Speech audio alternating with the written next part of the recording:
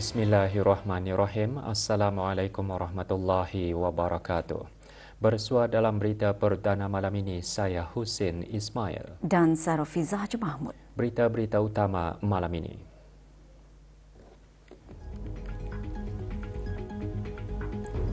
Sebahagian jemaah haji negara mula meninggalkan kota suci Makkah menuju Jeddah.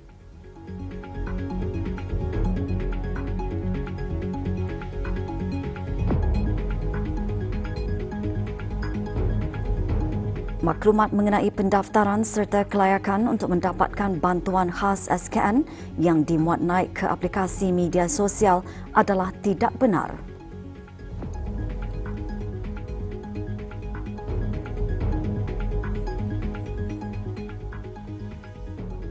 Lebih 70 jenis hidangan dari Republik Singapura diketengahkan semasa Pesta Makanan Singapura di Restoran Anjong Saujana, lapangan terbang antarabangsa Brunei. Pesta tersebut menjadi wadah dalam mengukuhkan hubungan rakyat antara rakyat kedua buah negara. Dikendalikan oleh Kulineri Diraja Brunei RBC dengan sokongan Suruhanjaya Tinggi Singapura dan Pelancongan Singapura. Perasmiannya berlangsung pagi tadi.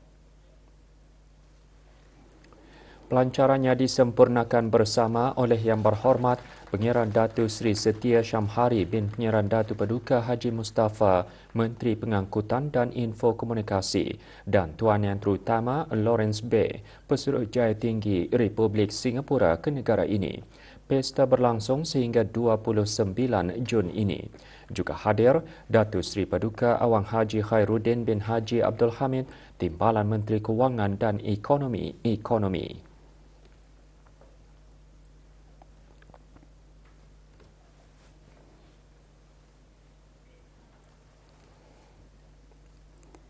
Suruhanjaya Tinggi Australia di negara Brunei Darussalam dan Angkatan Bersenjata di Raja Brunei ABDB menganjurkan upacara memperingati ulang tahun ke-80 Operasi Oboh semasa Perang Dunia Kedua. Majlis berlangsung di Muara. Antara yang hadir Brigadier Jeneral Udara Datuk Seri Pahlawan Muhammad Sharif bin Datuk Paduka Haji Ibrahim, Timbalan Pemerintah ABDB. Tuan Yang Terutama Michael Hoy, Pesuruhjaya Tinggi Australia ke negara ini, dalam ucapannya antara lain menggariskan kepentingan Operasi Oboh di negara Brunei Darussalam, Australia dan Amerika Syarikat. Acara merupakan sebagai mesej keberanian, kedayatahanan dan perdamaian.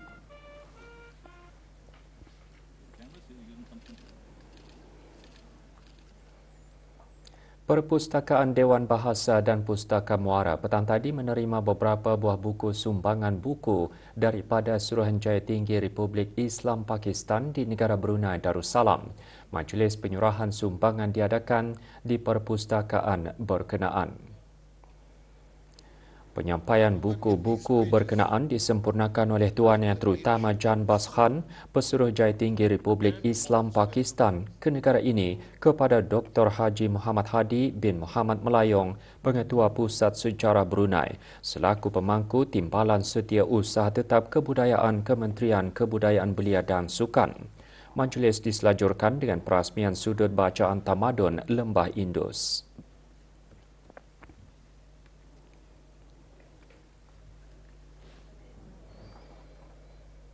Orang ramai dinasihatkan untuk sentiasa berwaspada apabila menerima panggilan daripada orang yang tidak dikenali.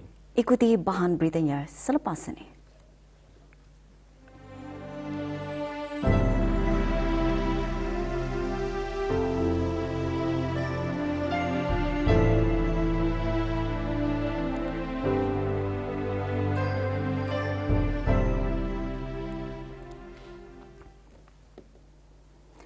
Orang ramai dinasihatkan untuk berhati-hati, tidak mudah terpedaya dan mempercayai maklumat yang disebarkan melalui aplikasi sosial tanpa memastikan kesahihannya terlebih dahulu.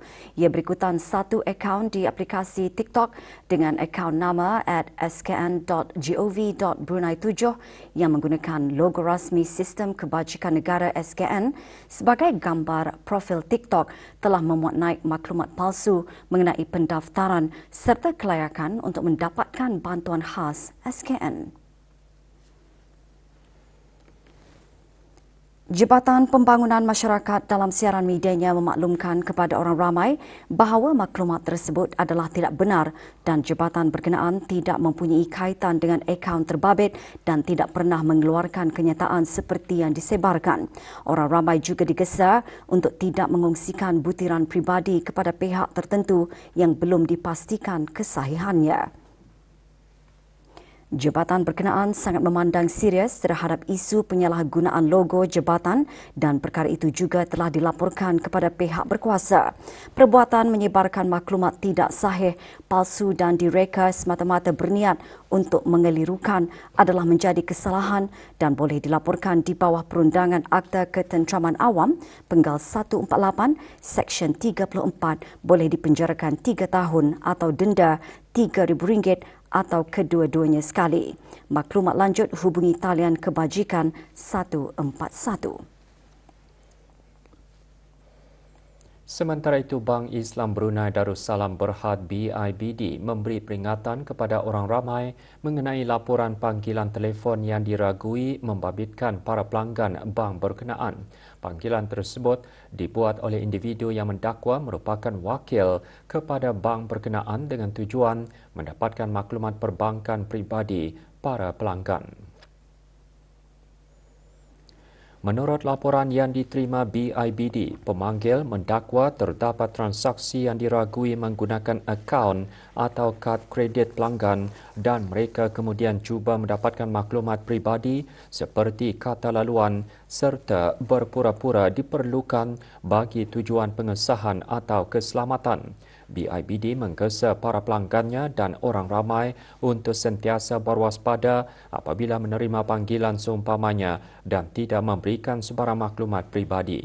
Jika pelanggan mendapati telah ditipu, sila laporkan kepada pihak pasukan polis di Raja Brunei. Persidangan kebangsaan pertama bagi orang kelainan upaya di negara Brunei Darussalam yang diadakan di Pusat Persidangan Antarabangsa Berakas berakhir petang tadi dengan majlis penutupan. Hadar yang berhormat Awang Abdul Aziz bin Haji Hamdan, Ahli Majlis Mesyuarat Negara. Resolusi persidangan diserahkan kepada Dayang Hajah Nur Ashikin binti Haji Johari, Setiausaha Tetap Kemasyarakatan, Kementerian Kebudayaan Belia dan Sukan. Antara resolusi persidangan mengiktiraf hak orang kelainan upaya selaras dengan Konvensyen mengenai hak orang kurang upaya dan Pelan Induk Pemerkasaan ASEAN 2025 meskipun terdapatnya cabaran, stigma, kekurangan data dan halangan dalam pendidikan serta pekerjaan.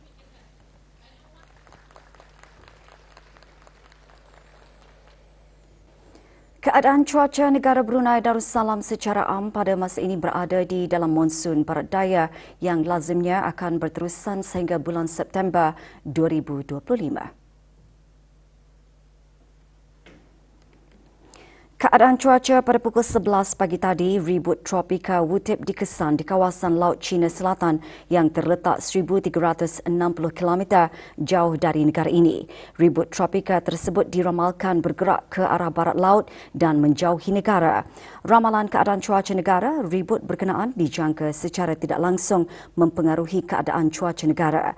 Keadaan sedikit berangin dijangka berlaku pada beberapa hari akan datang dengan hujan berangin kencang atau hujan berpetir berpotensi berlaku terutamanya di kawasan laut dan persisiran negara. Jabatan Kaji Cuaca menasihati orang ramai untuk mengambil langkah-langkah awal akan kejadian cuaca aktif yang diramalkan berlaku. Maklumat, nasihat dan amaran cuaca terkini, hubungi peramal cuaca yang bertugas dan layari laman-laman sosial Jabatan Kaji Cuaca. Hibiscus EP Brunei BV, anak syarikat Hibiscus Petroleum Berhad mengadakan sesi kongsi sama bersama pihak berkepentingan. Sesi berlangsung di Spark Sungai Liang. Antara yang menghadiri sesi tersebut pihak berkepentingan daripada pihak berkuasa kerajaan, pejabat daerah Belait, penduduk kampung Lumut Liang dan ketua kampung. Sesi berkenaan diadakan bertujuan mengukuhkan hubungan dengan pihak berkepentingan dengan mengongsikan profil syarikat, komitmen HSE dan plan operasi yang akan datang.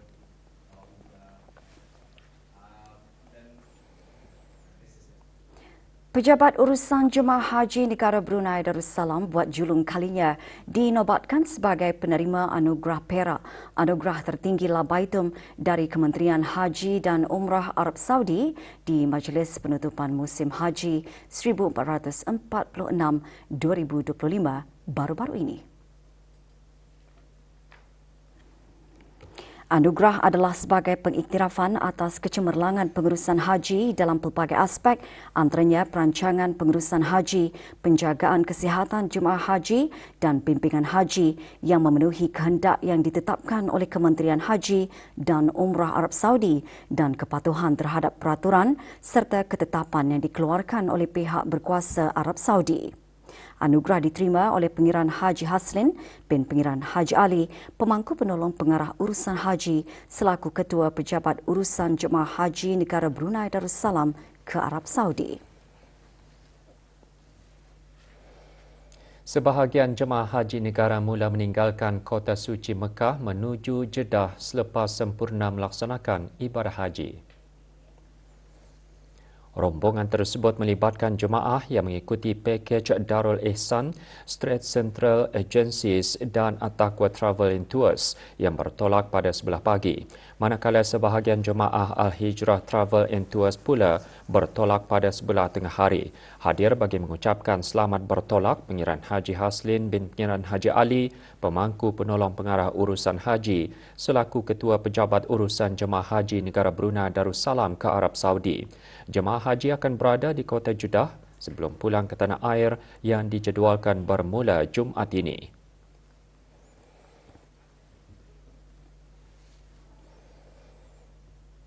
Ibadah haji mendidik jemaah untuk menanamkan sifat sabar dan istiqamah dalam melaksanakan amal ibadat. Menurut Jemaah Haji Negara Brunei Darussalam, pengalaman melaksanakan ibadah haji akan terpahat dalam ingatan untuk menjadi pedoman dalam mengharungi kehidupan. Pihak berwajib seperti pengurusan haji, pengurusan syarikat-syarikat dan pengurusan kesihatan banyak membantu kami. Satu kemah tu, kita merasai katanya tu macam satu family lah. Ya Allah, itulah di mana katanya dia orang itu, tapi semua baik. Walau dengan apapun harta di dunia ni rasanya ini ternilai dengan anugerah yang Allah berikan ini. Lain orangnya, lain bangsa, lain background, lain semuanya lah. So banyak bersabar dan banyak bermusahabah diri. Semasa berada di Makkah, kita ni terpaksa menjaga-jaga kesihatan dan seterusnya sebab terlalu panas. Kalau boleh di masa yang akan datang ni, kalau boleh dengan segeranya lagi membawa anak-anak saya kemarilah untuk naik haji lagi. Tabung Amanah Pekerja TAP menerima kunjungan delegasi dari Nancy Group of AIA Singapore Private Limited.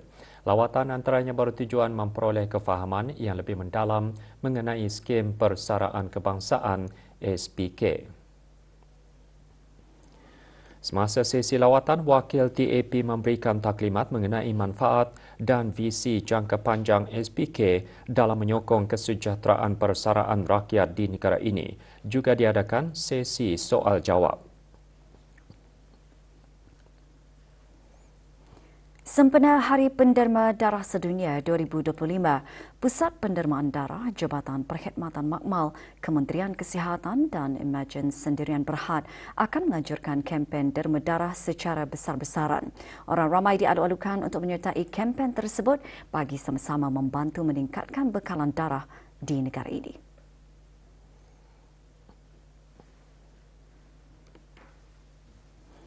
Kempen derma darah akan diadakan esok 12 Jun dan Sabtu 14 Jun bermula pukul 8 hingga 11 pagi dan 1 hingga 3 petang di Dewan Al-Afiah Kementerian Kesihatan. Kementerian Kesihatan juga ingin memaklumkan bahawa perkhidmatan pendermaan darah di Pusat Pendermaan Darah di Hospital Raja Isteri Pengiran Anak Saleha adalah ditutup semasa hari kempen derma darah diadakan.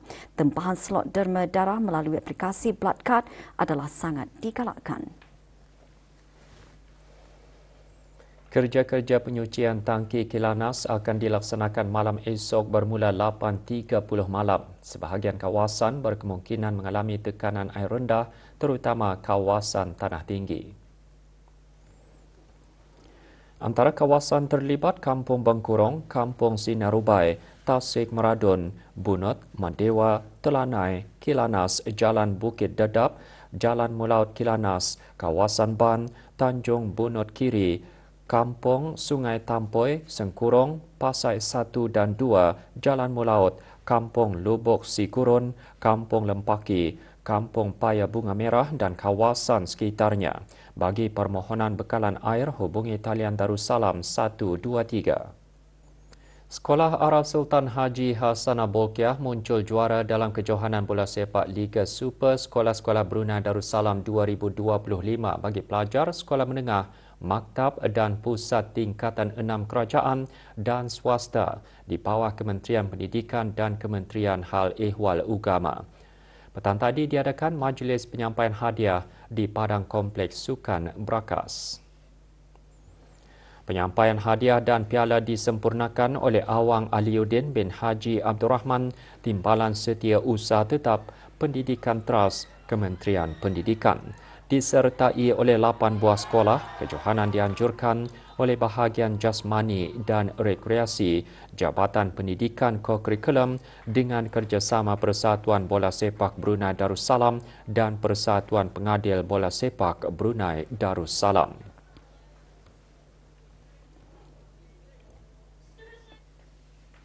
Skuad bola sepak kebangsaan negara Brunei Darussalam menceriakan penyokong tanah air apabila mencipta kemenangan 2-1 ke atas Bhutan dalam aksi kumpulan B kelayakan AFC Piala Asia Arab Saudi 2027. Perlawanan berlangsung di Stadium Negara Hassanah Bolkiah Brakas semalam. Naziruddin Ismail menjaringkan gol pertama skuad negara pada minit ke-8 sebelum gol sendiri Karma Chatrim pada minit ke-63 melebarkan kedudukan menjadi 2-0. Bagaimanapun, pasukan pelawat berjaya menjaringkan gol tunggalnya pada minit-minit akhir perlawanan.